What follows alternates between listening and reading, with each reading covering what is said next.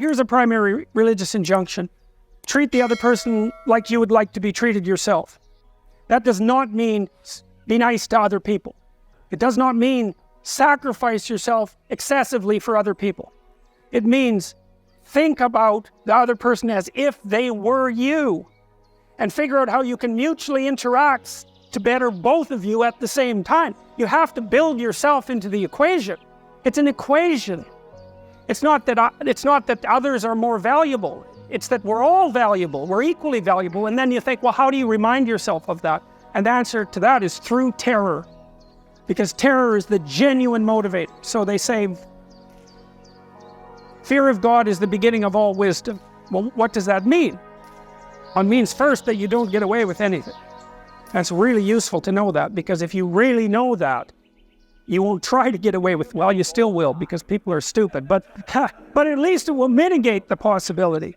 So, here I'll tell you something that Jung said. This is quite profound, and it's, I think, the right answer to this question. So Jung believed, he was interested in the emergence of higher morality, something that the developmental psychologist Jean Piaget was also interested in. Piaget thought, we started out as individuals, then we learned to play games with other people, kids, children, learned how to play games with other children, and that made them social. So our society is a game. It's a giant game that we're all playing together voluntarily. And so children first learned how to play the game, and only later did they learn the rules of the game. They learned how to play the game first, and then learned the rules, how to speak the rules. And then at some point they realized that they were also creators of the rules. And so that's moral development on a continual, it's not a continuum, it's a fractured staircase upward. But Jung was interested in elements of moral action that were higher than that, and so he conceptualized it symbolically. So imagine this. He did this in the last book he wrote called Mysterium Conjunctionis.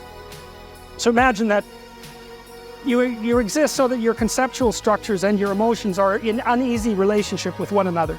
So you're sort of a house divided amongst yourself. And so what you have to do is you have to put together your mind and your emotions so that they're working as a unit. And you do that in part by actually being forthright about what it is that you want for yourself and to other people, and to learn how to negotiate that so that inner tension disappears. And so now you're a unified entity of emotion and thought. They're not conflicting with one another. And then what you do is you take that entity, which is still in some sense separate from your body because you're not acting these out, and you bring those two together. And he thought about that as the psychological equivalent of the incarnation. It's integrated spirit integrating with the body. And what that means is that you take your emotions and motivations and capacity for thinking that are now one thing, and you act out those things. So you embody them in the world, and that's another thing that brings integrity. And then there was a step past that, and the step past that is to understand that there's so you have the integrated spirit, mind, and body in opposition to the world. And the next thing you do is realize that there is no opposition with the world.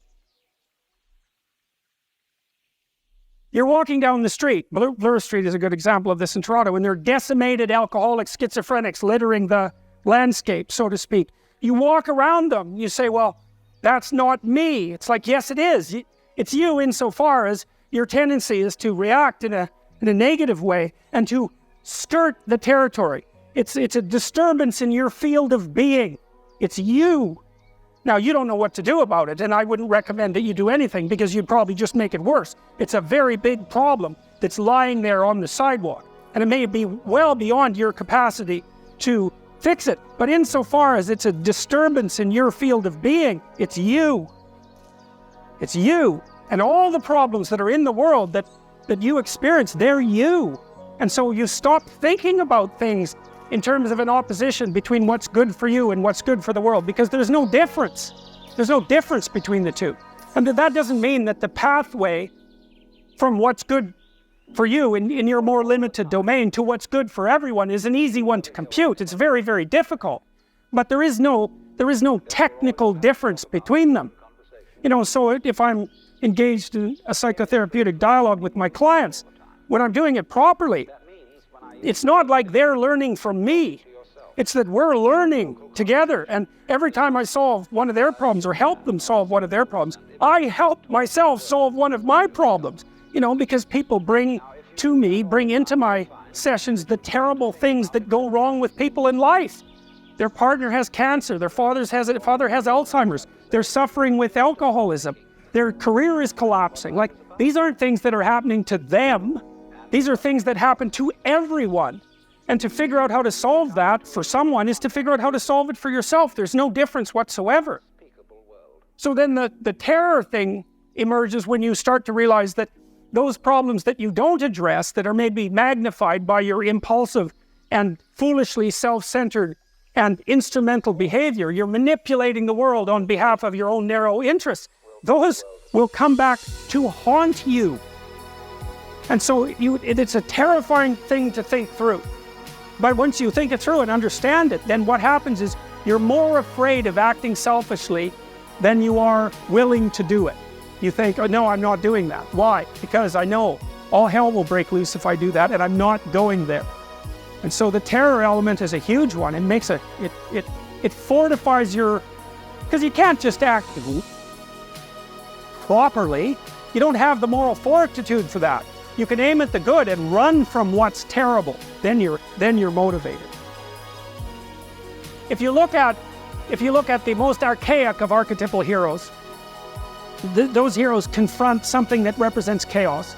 It's usually a monster that bears a treasure of some sort, and that's a symbolic representation of the class of all unexplored things, right? Because things that we have not yet explored are threatening and destructive, but also offer us infinite potential. But more elaborated hero stories, let's say, also reverse that and say that, well, there are times when the order has become so corrupt and rigid that free speech fragments it into its parts so that it can rejuvenate itself. And so, actually in the Gospels, that's the hero that Christ is basically represented as. He's not so much the dragon confronting the dragon slayer who gathers the treasure, although that's implicit in the juxtaposition of Christ with the figure of like a serpentile Satan. But Christ is the thing that stands up against the corrupt state and rejuvenates it through speech. And so, technically speaking, free speech, the logos, is the thing that mediates between chaos and order. And you can think about, this is represented in many cultures, this idea. You can see it most specifically, I would say, in the Taoist conceptualization, because in the Taoist world, being is made out of chaos and order. Yin and yang, masculine and feminine. Fundamentally, it's chaos and order. And order is the fact that wherever you go, there are things you understand. And chaos is the fact that wherever you go, there are things you don't understand. And so the idea is that being is made out of the things that you understand and the things that you don't understand. And it's always that way, which is why Tao is the symbol of being per se. And it's the case. Your brain is adapted, in fact. It's partly why it has two hemispheres, for the world that you understand and the world you don't understand. The world you understand, roughly speaking, being handled by the left, and the world you don't understand, roughly speaking, being handled by the right. Well, it's that line down the middle that's Tao. That's meaning. And if you have one foot in chaos and one foot in order, you're maximizing information flow and rejuvenating yourself at the same time that you're maintaining your structure. And you will report on that internally as engagement in the world. It's the most fundamental orienting sense that you have, and it's deeply instantiated neurologically, unbelievably deeply. And so it really is the case, from an evolutionary perspective, that reality is chaos and order. It's that to which you're adapted. Because what you do in psychotherapy as well, in addition to helping people face the things that they're most afraid of so that they can overcome them, is to allow them to tell someone the truth. What happened to you? I'll listen. So they tell you, and they take themselves apart and put themselves together while they're speaking the truth about what happened. And it puts them together. It's at the two fundamental elements of psychotherapy are, let's find what you're afraid of and avoiding and help you confront it so that you can gather the information that's there. And let's allow you to lay your story out in all of its catastrophe and detail so that you can straighten yourself out through speech. That's exactly what happens in psychotherapy. So it should happen in every real relationship. It's the spiritual purpose of a marriage fundamentally, right? Because you face someone who's different than you, that you're tied to and cannot run from. And so you can reveal yourself. Really, it's a critical part of marriage, because if you can run from someone, they will never show you their true face. Because if someone shows you their true face, you will run. And so you say in a marriage ceremony, I will allow you to show me your true face and I will not run. And unless you mean that, you'll never be married. You'll never understand what it means. And you'll never reap the benefits of it, which are practical, obviously, but also spiritual and psychological. There's a reason for the vow, but it has to be a vow. Because otherwise you have a back door open and you'll never really tell the person what you're like. And no bloody wonder, because really, who wants to know what you're like? Not even you, that's for sure.